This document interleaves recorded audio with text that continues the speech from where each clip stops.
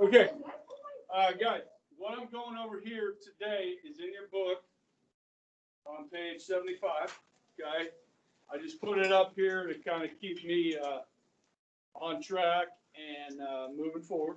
Okay, so today, guys, we're going to start with 13 steps to how a bill becomes a law. Okay, we finished the notes that I gave you, okay, the other day, and obviously the recording situation was a little bit mixed up because I was gone Friday morning, but we're back. Not to be missing again, hopefully, ever. Okay. Okay, let's get this kind of. For the test, do we need to know just like the bolded parts, or do we need to like? Bolded parts of what? This? Yeah. You need to know the ins and the outs. Okay, so you're going to have, I think it's 5 or 6 1-point short answers on this, and 5 or 6 2-point short answers on this. Okay, go ahead. Question. Can you talk about the rest of this? Okay, so really that depends on, so what we'll do is we'll hurry through the executive branch and try and take a test before finals. Okay, and if not, then not. We don't get to it, we don't get to it. It's just. So are we going to have a test over the legislative branch? Oh, yes, we'll have a test over this. And then are you going to give us anything different for the final? Your final, I'll review with you. Okay, the day before the final. Okay, the final is not super difficult, and chances are we're not going to make it through Section 6. Okay, the judicial. So I'd like to spend a little bit of time just talking about it, or spend a day talking about it, just so you have some basics. Like that part of the final, I'll take off. I won't put on there. Anything I didn't cover, I'll take off. But guys, the final that I've been using is 58 matching questions split up into the sections that we went over. So it may be one of your easier finals. Okay. All right. So yeah, don't fret over that too much. Okay, right now. All right. So introduction. All right. So when it comes to legislation, only a member of Congress can introduce a bill. Anybody can write one. You and I can write a bill and send it to Ron Estes and say, hey, Ron, here's a great idea for a bill. Okay. But only those people that are in Congress can introduce a bill for consideration. Okay. The person that does do that is called the bill's what? Bill's sponsor. Okay. So you can have one person sponsoring, or you can have also co-sponsors, other people that agree with it. Okay. And so you can actually, a good idea is to have a co-sponsor from both parties. So if you have a co-sponsor from the Republican and Democratic Party, that's going to benefit, the chances of that bill getting passed. Okay. So you have co-sponsors. They can be listed to be as co-sponsors. So sometimes when you hear a law called like by a name, like people's names, just throw a couple out there. Well, in history, we talk about like the Glass-Steagall Act, okay? Or a name you might remember, John McCain. There's a law called the McCain-Feingold bill. Okay, those are 2 members of Congress that sponsored the bill. They just kind of call it that. Okay. All right. So there's different types of resolutions or bills that are legislation that the Congress will take up. Bill is just like a law that would apply to the whole nation. I don't know if you guys heard this. Last week, the House passed a bill that would do away with the federal law on marijuana being illegal. Did you guys hear about that? Okay, so I think it was something like 5 Republicans voted for it and 6 Democrats voted against it. Okay, the rest of the Democrats voted for it, the rest of the Republicans voted against it. Okay, so obviously that bill is going to have to go to the Senate. Okay, where it faces an uphill battle. Okay, because the Republicans are in control there. I know of at least one Republican that would vote for it, but I don't know if there's enough votes to get that through. Okay, we'll see. Okay, so that's a bill. A resolution is not a law, just an opinion or adoption of a new procedure. So when I come to school in the morning, I listen to the radio, and every now and then they'll say, okay, today is National Pancake Day, okay, or National, Endangered Animal Day, something like that. And sometimes Congress will just pass a resolution as a recognition. So today is December 7th, right? So it would not surprise me that there's some type of resolution that was passed at some point to recognize December 7th as Pearl Harbor Day. Because that's the day in 1941 that Pearl Harbor was attacked. Does that make sense? So it's not really a law, it's just a resolution. And then if you do a concurrent resolution, it's the same thing that both halves agree on. Okay, which Pearl Harbor Day would be, or Patriot's Day, with 9/11. Okay, so forth. Okay, then you have what are called joint resolutions. These are laws, but deal with unusual or temporary amendments. Amendments or amending a bill that's already been passed. So let's say they pass a law signed by the president, and oh crap, we screwed something up in there. Okay, they can pass a joint resolution to fix something that's been passed. If that makes sense. Okay. So, how many basic types of legislation? 4. Can you name 2? Well, then you need to study. Okay. All right. Okay. So the bill gets its first reading. It's going to get a number. Okay. And goes into the congressional record. So, guys, every bill that's ever been introduced is it in 230 years plus of Congress is in the congressional record. It's a long list of bills over time. Okay. Now they're generally going to get a number. Okay. So House. Most bills start in the House because most bills spend money, right? Or tax you. Okay, so it's going to get a number, House Resolution 5051. Okay, they just, they add a number to it, and then it goes for committee consideration. Okay, this is where the Speaker of the House and the Senate majority have their power. Nancy gets to decide which committee every bill is going to. Okay, and if you look at page 77, guys, there's the list of committees that you would send it to. All bills and resolutions are referred to one or more House or Senate committees. Now, guys, when Obamacare was proposed, the Affordable Care Act, in the House, it was 2,600 pages long. So Nancy sent it to actually 11 different committees to work on, because it was so big. You follow me? Now, a small bill would probably just go to one committee. Okay, this is signed by the majority leader or the Speaker of the House. Okay, now, this has a lot of power with it. Okay, so Nancy Pelosi knows who the chair of every committee is. We've talked about how important the chairs are, because they can pigeonhole a bill. If Nancy likes the bill, she's going to send it to a committee where the chairman likes the bill as well. Okay, if she doesn't like the bill, she can send it to a committee where the chairperson she's friends with, they know they're going to pigeonhole it. They'll never put it on the calendar. It'll die. Okay, and this is what happens with most pieces of legislation. Okay, there's over 10,000 bills introduced every 2 years in the Congress. 10,000. There's no way they can pass 10,000 bills in 2 years, and thank goodness they can. So they have to prioritize what's important. Like the Tiger King situation. That's important. That's pressing. That had to be passed last week. Did you not hear about that one? Yeah, in the House of Representatives, they passed some new laws about, some of you guys probably watched the Tiger King thing on Netflix. I didn't watch it. I just heard about it. This crazy guy that was raising tigers and stuff. It was kind of a thing for about a month. Yeah, right? It was a big thing. At the beginning of quarantine. That's right. Nobody had anything to do, so they're watching this stupid show, right? Wait, what happened? I don't know. I didn't watch it. No, the law. Oh, they're probably just limiting what, ownership of Tiger.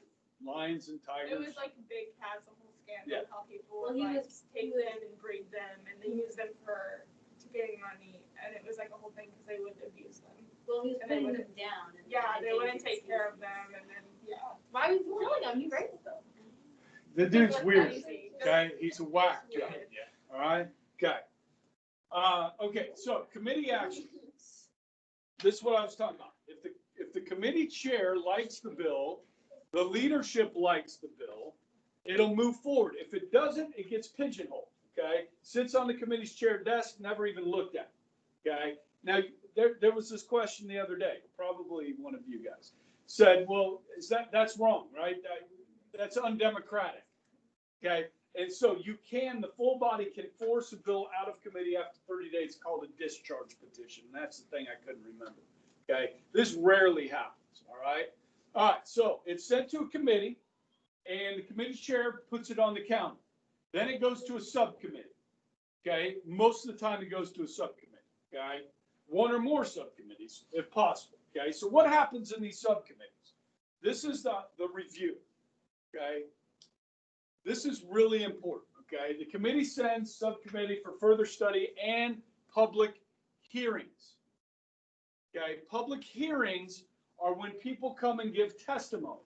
Just about anyone can present testimony at these hearings. Government officials, industry experts, the public, anyone interested in a bill can give testimony in person or in writing. Notice of these hearings, as well as instructions for presenting testimonies, officially published in the Federal Register. Okay, let me kind of explain this, all right? You've probably seen this on TV, okay? But this is what a hearing room looks like.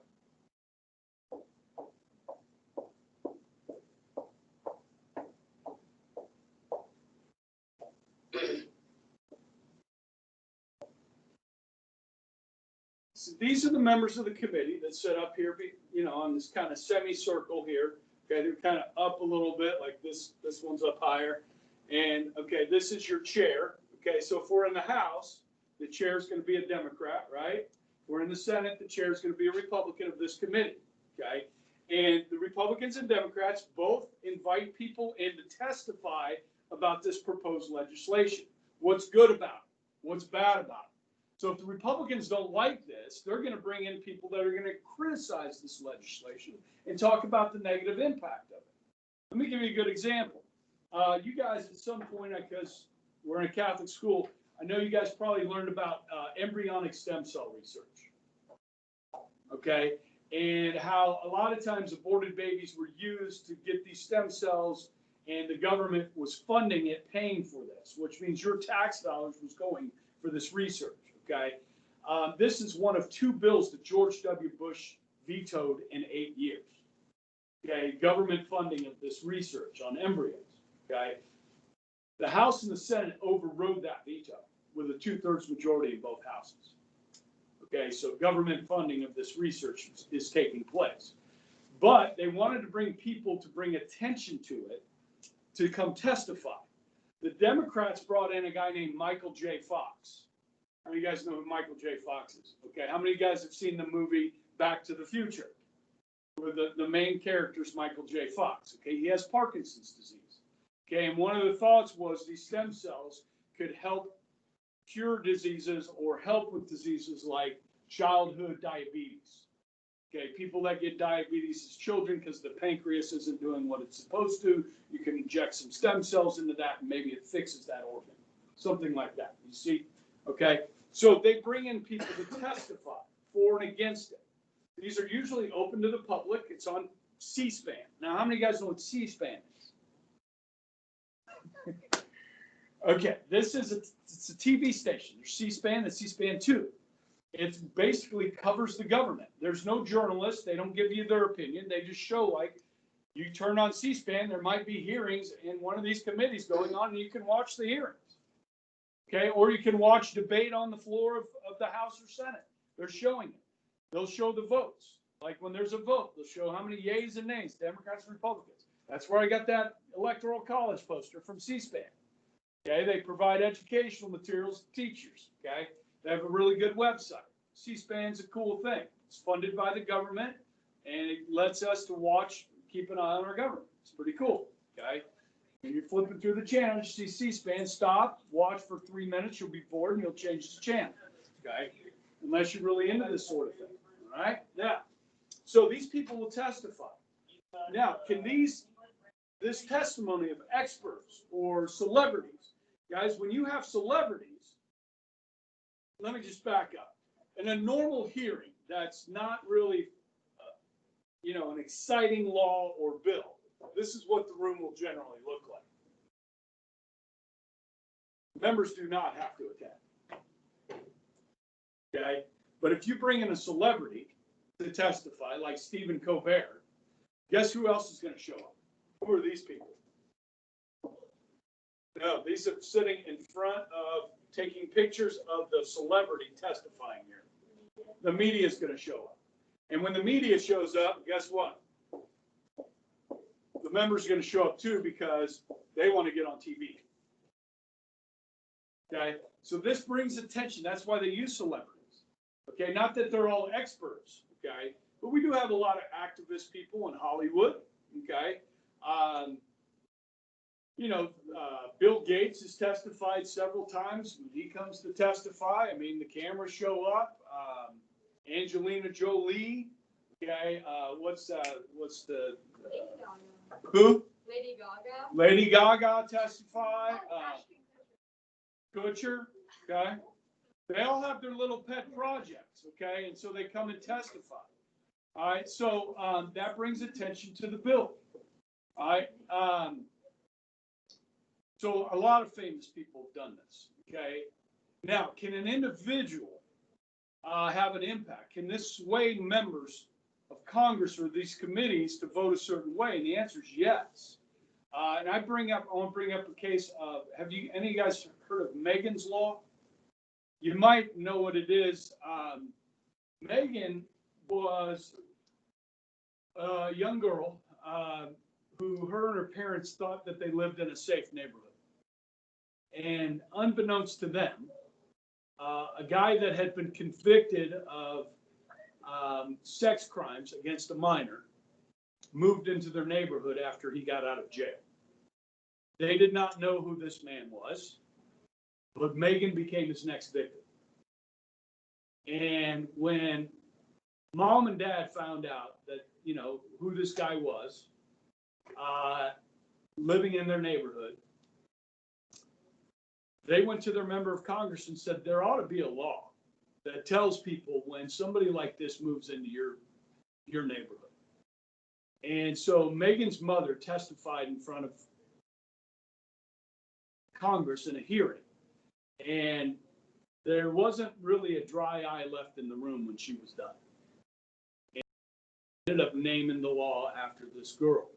So now there's a law that if you are convicted of a sex crime, there's a sex offender registry, and you have to register with the community that you live in when you get out of jail.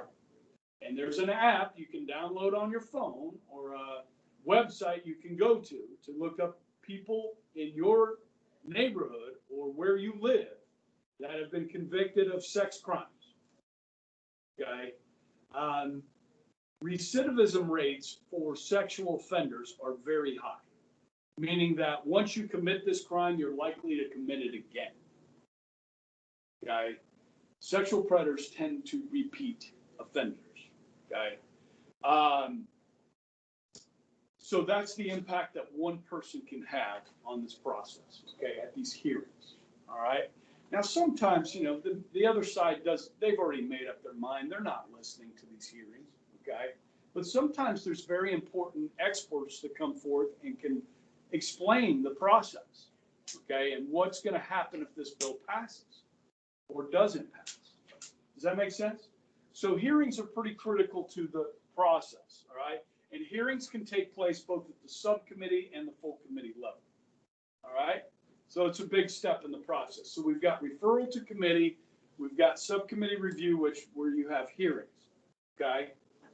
The third step, or am I on third? I'm on the fifth here, but the next step, okay, is markup.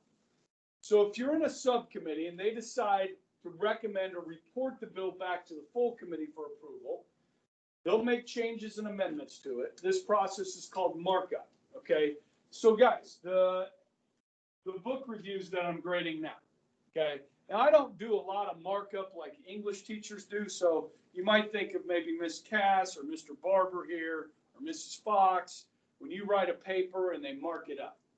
Okay? This is where the exact phrasing and language of the bill takes place. This is where the genuine debate takes place. Now, guys, in the House where there's 435 members, you may only have 27 members of this committee working on this bill. Their job is important because the other 400 members of the House don't have time to read and study every bill.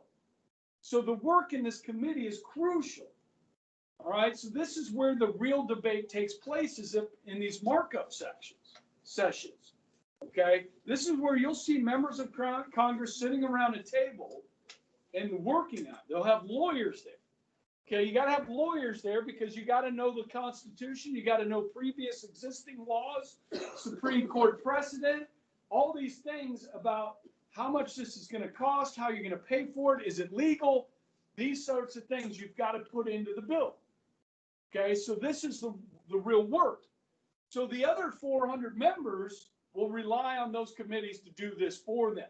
Then they can read what they did and a summary of what they did, which is called a report. Okay, so this process of markup is where the real debate takes place. Yes?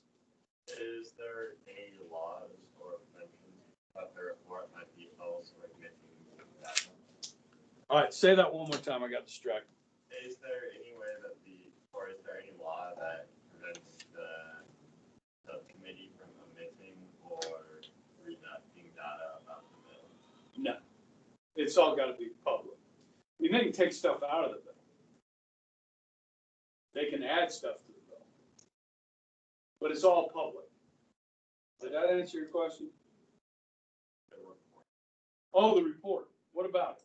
Like, can they do things that are actually not tell anyone about them? No.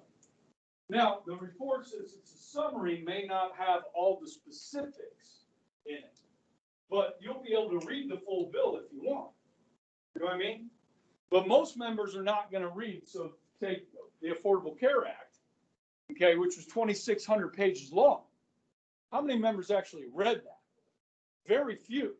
Now, if you work for me, Sam, and you're on my staff, I'm going to say, Sam, I need you to read this 2,600 pages and get back to me about it. Tell me if there's anything in here I don't like.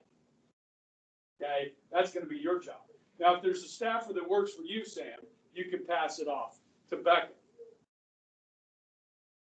And she can read it for you. Yes. Okay. Yeah, most members don't have time to read all these bills. That's why the committee's work is so important in this report that they publish right here. Okay. So so subcommittee votes not to report the bill to full committee, it dies. Okay. If it goes to full committee, now they review it. Okay. They do markup. Okay.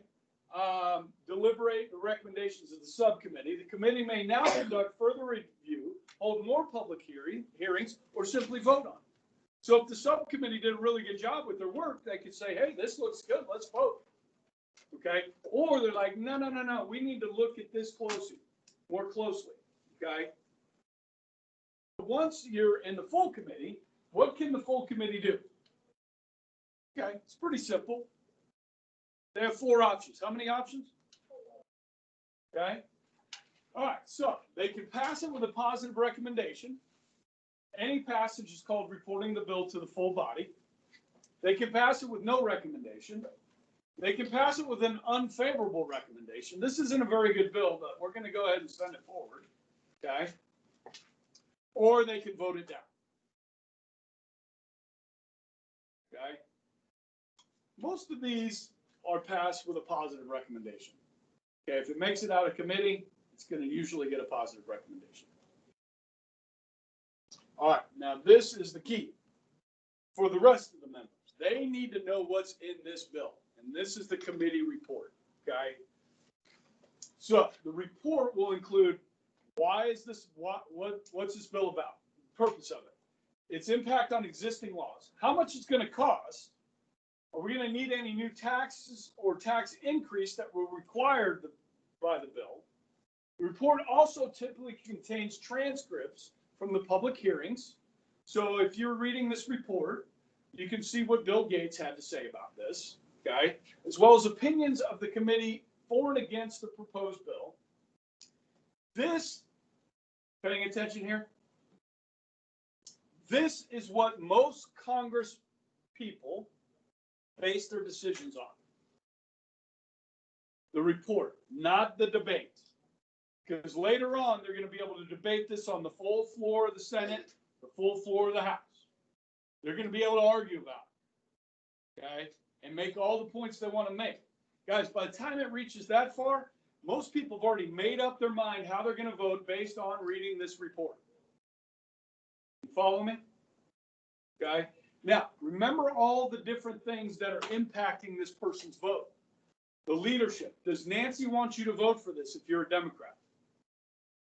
Okay. And if you don't, what are the repercussions going to be? How's this going to affect the people back home? How's this going to affect the special interest groups that help get me elected? Is this something they support? Okay. What's the impact of the country? Is it good or bad on the whole country? Is it good or bad for my district? Okay. Those are all considerations that they're looking at while reading this report. Okay. So this is key. Now we go to the floor. Now, guys, we've got two floors. We've got the House floor and the Senate floor, and the rules in these two chambers are very different. This is where it gets confusing. I think to this point, it's all pretty cut and dry. Okay? It's not rocket science. Okay? If you've been paying attention thus far, I hope you're getting what I'm saying. Does anybody have any questions about this process? You guys understand what committees are and all that? Yes. What's the point of the subcommittee review? Like, what's the point? So, like, let's say we're doing a bill on agriculture, okay? And the bill has to do with pesticides and insecticides, okay? They have a joint committee, or excuse me, a subcommittee that kind of specializes in that. So let's go ahead and send it there first because we have more experts at that level, okay? And then they can fix anything that's wrong with it and report it back to the full committee. It's just more specialized group of people, okay? And then don't forget that these committees have hired staff, experts that help them. So it makes sense to send it to a subcommittee. Okay. All right, floor action. Now, if it makes it out of committee, it passes the committee. And guys, these can be party line votes. So in the House, guys, there's more Democrats than Republicans on every committee. Just takes a party line vote. Okay. In the Senate, same thing over there. Okay, for the Republicans. So you may not have bipartisan support on these things coming to the floor. Okay. The bill will be now placed on the calendar. This is where Nancy and Mitch get to say what's priority. What's a priority for the country?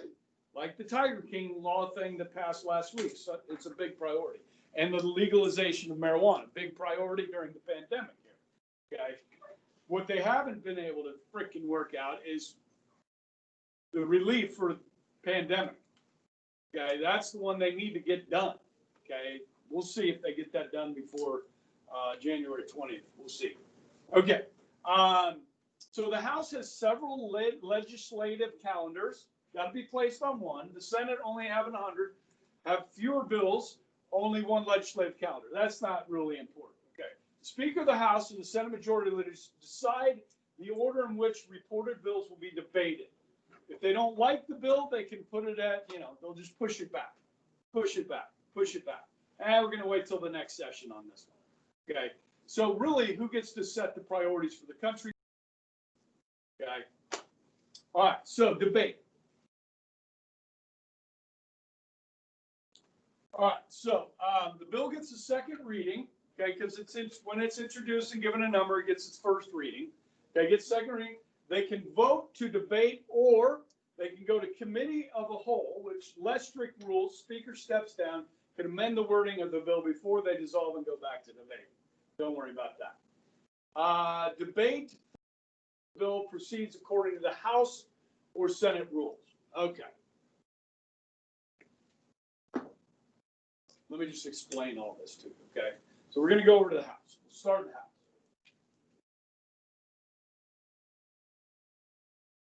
the House, okay, so bill passes committee, okay? So you go to the House Rules Committee. There's a permanent committee in the House called the House Rules Committee, okay? So it goes from, Agriculture Committee, it passes, and now it goes to the House Rules Committee. They're gonna determine how long we're going to debate this and whether they're gonna allow any amendments to the bill. Okay, remember, 400 plus members of the House have not worked on this bill. All they've done is read the report. Well, do these people have a say? Do they get a say in this bill? Can they change it? Do they get to discuss it? Well, it depends on the House Rules Committee. Okay, so generally in the House, these rules are strict. Okay, so how long are we going to debate this? Let's say the House Rules Committee says we're going to debate this for 2 hours. Okay, amendments. We're going to allow limited amendments. Okay, what is an amendment? I'm not talking about constitutional amendments. I'm talking about changes to the bill. Okay, so the House Rules Committee can say you can only change certain parts of this bill. You can only have amendments for certain parts, but not others. Or they could say no amendments at all and no debate at all. But usually they allow a debate. Okay, so if this bill on agriculture comes up and they say we're going to debate it for 2 hours, Republicans are going to get 1 hour. Democrats are going to get 1 hour. Okay, and then the speaker and the leadership for each party will determine who gets to speak. You get 2 minutes. You get 2 minutes. She's sleeping. She only gets 1. You get 3. You get 5 because this really affects your state. You get 2. You get 5. You get 2. Okay, and so we divvy up the 1 hour. Now, if Cindy really wants to talk and she didn't get any minutes from the speaker, you can yield some of your time to Cindy. Okay, I talked about parliamentary procedure in the last lecture. Okay, so that's how the debate takes place. Now listen, is anybody listening to you when you're speaking on the floor with this debate? Yes, most people have already made up their mind how they're going to vote. You're ranting, Ashley. I'm tuning out. I already know how I'm going to vote on this. I'm not listening to you. Okay? Very rarely will this debate impact a vote. It's just members of Congress getting to stand up on the floor and grandstand. You follow me? Now, and sometimes they're passionate speeches about how awful this is, and we can't pass this. This is horrible. But the other side's already made up their mind. You know what I mean? Okay, so this floor debate is more of a show. Okay? All right, so strict rules in the House generally. Okay? Parliamentary procedure. Okay? Yield time. Okay, now over in the Senate, the rules are there are no rules. So when it comes to debate and amendments, there is no Senate Rules Committee that sets these limits. Okay? So, in order to create any rules, you need what's called a unanimous consent agreement.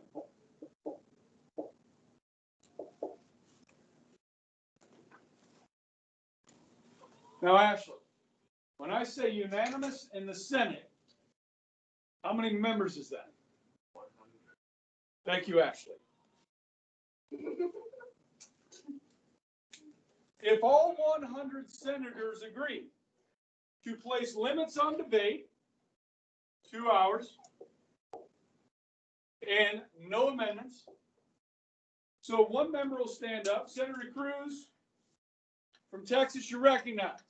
Mr. President, I would like to ask for a unanimous consent agreement to limit debate to 2 hours and not allow any amendments to this bill. And then the chair or the president of the Senate will say, can I get yays that support the unanimous consent agreement? And they all say yay. Any nays? Quiet. Nobody says anything. Now we have rules. If one member of the Senate does not consent to this agreement, that senator can be recognized and hold the floor for as long as they can stand and for as long as they can talk.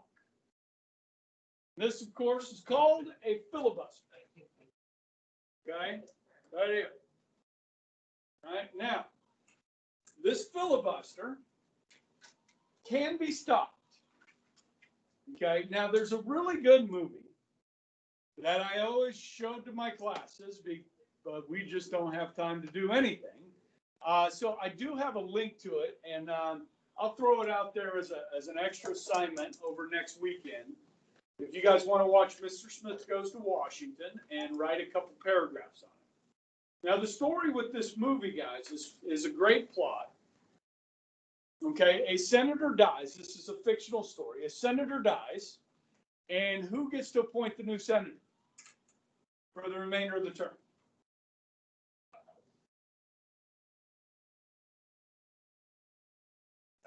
The governor of that state gets to appoint. Did you guys remember talking about Rod Blagojevich? You would have remembered that, huh? Yeah. Okay. If a House member dies in office, they hold a special election. That's how Ron Estes originally got elected, was Mike Pompeo became CIA director.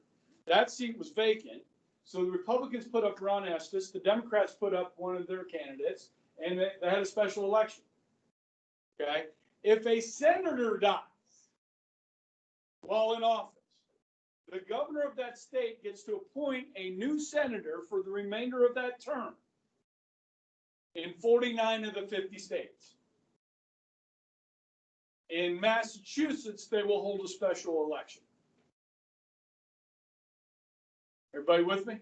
So with this story from the movie, guys, a senator dies from this fictitious western state like Kansas, okay?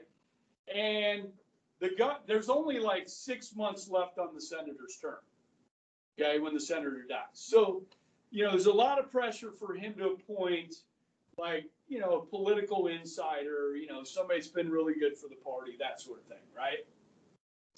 But the governor's children convince him to send Mr. Smith, who's like this Boy Scout leader. Okay, he's got a bunch of kids, and everybody loves Mr. Smith. He put out a forest fire by himself, and he's this, he's a Boy Scout leader. And he recites Washington from memory. He's just like loves America and the Constitution. And so the governor appoints Jeff Smith to go to Washington. Okay, and he's bright-eyed, bushy-tailed. Okay, he's played by Jimmy Stewart. You guys know Jimmy Stewart? Every time a bell rings, an angel gets its wings. Jimmy Stewart. Oh, yeah. How many of you guys have seen this movie? Okay. I see it. Okay, yes, you know Jimmy Stewart then. I love it. These are some pictures taken from Mr. Smith Goes to Washington. Oh, it's old. Yes, it's old. It's a classic, though. It's like the best movie. There's not good movies about government. You understand? You've got the Watergate one, All the President's Men, about the reporters that broke Watergate. Pretty good one. But this is the best, okay? This is Jimmy Stewart. He is an American jewel as an actor, okay? But anyhow, so he goes to Washington. He's like clueless, man. He doesn't really understand the swamp. You know what I mean? He thinks everything's wonderful in Washington, and he gets there and he's going to propose a bill. And this bill he proposes conflicts with some other stuff that's going on, and he gets himself in all kinds of trouble. All right, and they try and throw him out of office, and he just got there. Okay, it's a great movie. All right, so I'll do an optional assignment for that, okay? I'm not gonna give it away, okay? But he is gonna have a filibuster, okay? And the movie is historically inaccurate in the fact that there is a way to stop a filibuster.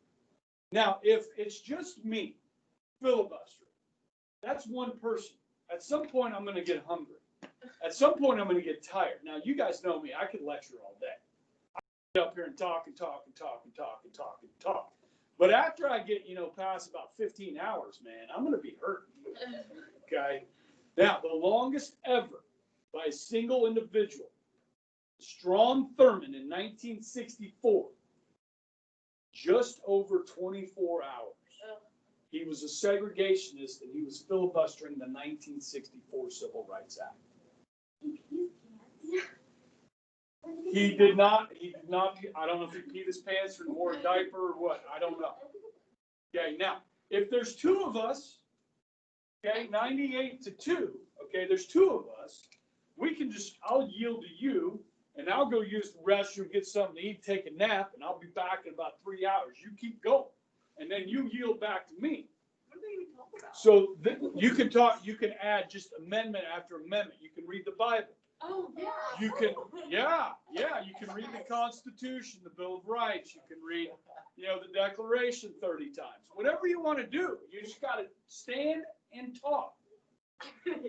Now, if it's a whole party, so if we're in the Senate today and it's 53-47, Republicans to Democrats, and the Democrats say we're going to filibuster a bill, the Republicans won't make them actually filibuster.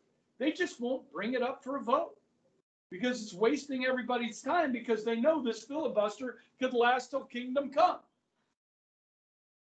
It's a way to stop the passage of a bill. Yes.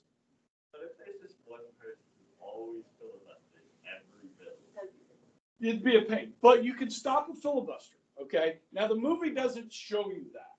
Okay, but you can with what's called a cloture. Okay. And you need 60 votes. Here, I actually have it right here. You can write this down. Okay, cloture. Okay, stop a filibuster, and it used to be 2/3. So you need 67 votes to stop this one guy. Okay, today it's 60 votes. Okay, 60 votes is a filibuster-proof majority. So if one of the two parties has 60 seats in the Senate, the other party filibuster. No, it's a filibuster-proof majority. In 2009, when the Affordable Care Act was passed, guys, the Democrats had 60 Senate seats. So when Nancy passed the Affordable Care Act in the House, not one Republican voted for it. And in the Senate, not one Republican voted for it. So that was passed totally by the Democrats. Okay, this filibuster is over 150 years been in the Senate.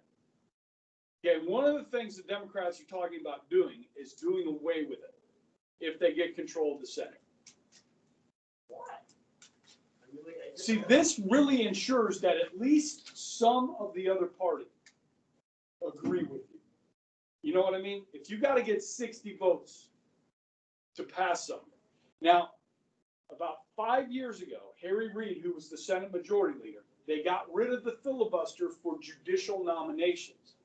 This is why Amy Coney Barrett was able to go onto the Supreme Court, because otherwise you would not have had 60 votes. And guys, they did this before Trump was elected. Talk about coming back to bite you in the ass. The Democrats got rid of the filibuster for judicial appointments, and how many Supreme Court justices has Trump got confirmed? 3. Gorsuch, Kavanaugh, and Barrett. Okay, what goes around comes around. Okay, so if the Democrats get rid of the filibuster so they can pass, I don't know, the Green New Deal, guess what's going to happen when the Republicans take back over? They're going to be able to pass stuff with 51 votes. So, hey, make sure you tune in tomorrow, guys, for the conclusion of how a bill becomes a law. I like your name. Wait, Thank you.